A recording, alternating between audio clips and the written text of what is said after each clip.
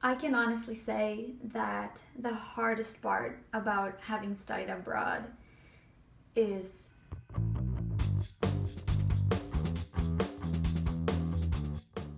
Hello humans, welcome back to my channel, and if you are new here, welcome. My name is Kata. I make videos about my journey through nursing school as an immigrant nurse. And if that sounds like something that you would be interested in watching, please hit that subscribe button and the notification bell so that you don't miss any of my new videos. I came from Chile to the US to study nursing in 2016, and I'm about to share with you the ups and downs of having studied abroad.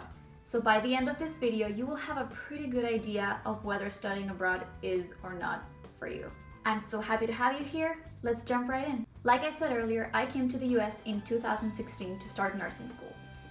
I always knew that I wanted to study at least abroad, but mainly in the US, because I always felt this pull to expand my horizons and pop out of my shell, if that makes sense. It has since been 4 years since I first arrived in America to start nursing school, and I have a lot to say about studying abroad.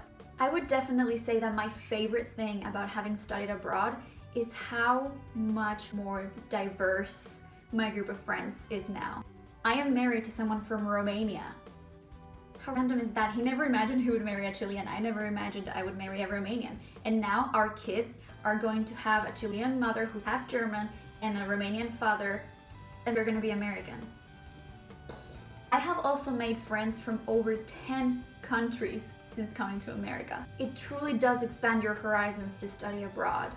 It exposes you to people and cultures and experiences that you never would have experienced if you had just stayed put in your hometown or country. I think it is definitely one of the most enriching decisions, experiences that I have ever made, and if that is something that you're looking for, then this is for you. Something that has been hard about studying abroad relates to your gastrointestinal system. You grow up in your own country with your own culturally appropriate diet. You are used to eating the stuff that you grew up eating. That is what your diet consists of, and your body has adapted to that diet, and it knows how to digest it, and it knows how to deal with it.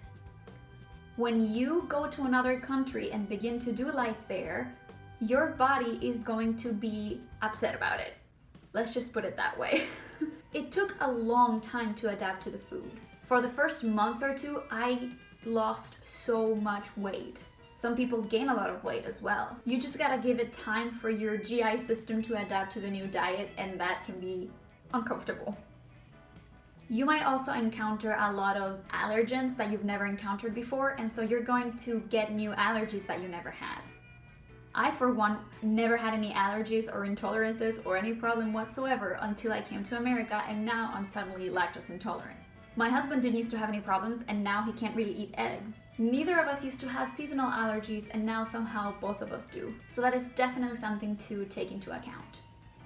It's not necessarily a deal breaker, but consider it. Something else that I really liked about having studied abroad, and this can be taken as a con, depending on how you see it, but I see it as an advantage, and it is that you grow so independent. Mommy and daddy aren't here anymore to coach you through how to do your taxes, how to open a bank account or get a credit card or anything that you might need to do in a new country. And not only aren't they there physically, but they can't help you because they really don't know how to. They know how to do things in your country where you came from, but they don't know how to help you here. So you really have to learn by yourself how to do all these things. And yes, it's going to be a challenge, so I realize this sounds kind of like a disadvantage, but hear me out. Once you conquer that,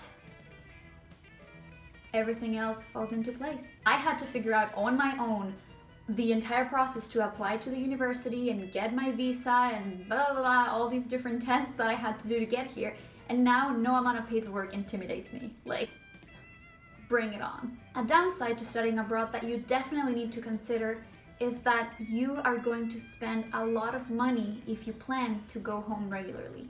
If you plan to just study abroad and stay there the whole entire time that you do your degree, then this doesn't really apply to you. But if you're somebody that knows you're gonna be homesick, that you know you're going to want to go home for the holidays and see your family, then understand that airplane tickets are not cheap. I mean, currently they're super cheap because of coronavirus and like, you know what I'm saying, usually. If you are somebody who has a lot of resources, then this might not be an issue to you, but you need to be aware of it. But if you don't really have many resources, don't expect to be going home for the holidays, at least not without the financial burden. Something that has been great about studying abroad, and my teachers probably hate me for this, but if you are an international student, you get to play the international student card. It is the sweetest privilege. Anytime you say something inappropriate, anytime you don't quite understand a question or you answer a question wrong, if you didn't understand a word in a test and that's why you flunked it. Basically, any problem that you might have, you can just say, oh, sorry, I'm international. And if they're trying to be culturally competent, they're gonna give you mercy. So that's great. Something that's not so fun about studying abroad is that you're constantly going to be missing out on everything from back home. Graduations, weddings, funerals, birthday parties, national holidays, all of those things. You're going to see your family back home gathering for those things and you're not going to be there, and it is heartbreaking. What I'm about to say is an amazing thing about studying abroad.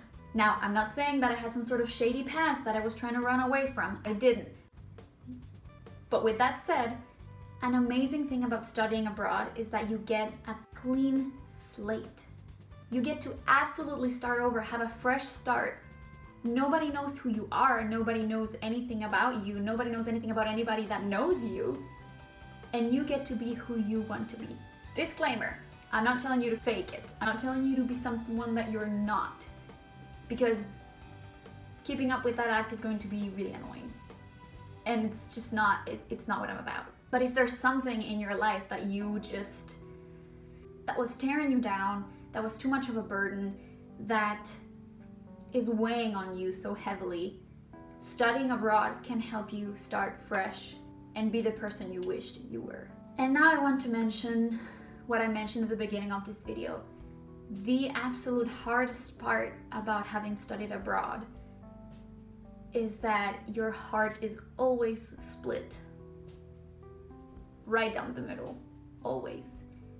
You miss home, yet you've done your adulting in this new home. So this is your new home, but you also miss home.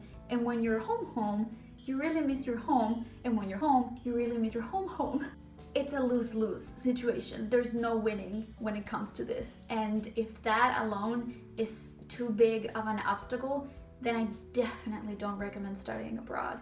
All that said, I want to say that I do not regret my decision to have come and studied abroad. I met my husband here, and if I could do it all again, I would do it all the exact same way. And I am so extremely thankful to my parents for having supported me and encouraged me and made this possible. They didn't necessarily want me to go away, but they put themselves last, me first, and they helped me chase my dreams. Not only did they help, they actually paid for everything. So I am forever grateful to them. Gracias. If you like this video, make sure to give it a thumbs up, and if you didn't like it, then make sure to give it a thumbs down. I'd love to hear about you in the comments. Where did you study abroad? Where are you planning to study abroad? Let me know. And if you want to connect with me, I am always available through Instagram or the comments. Bye!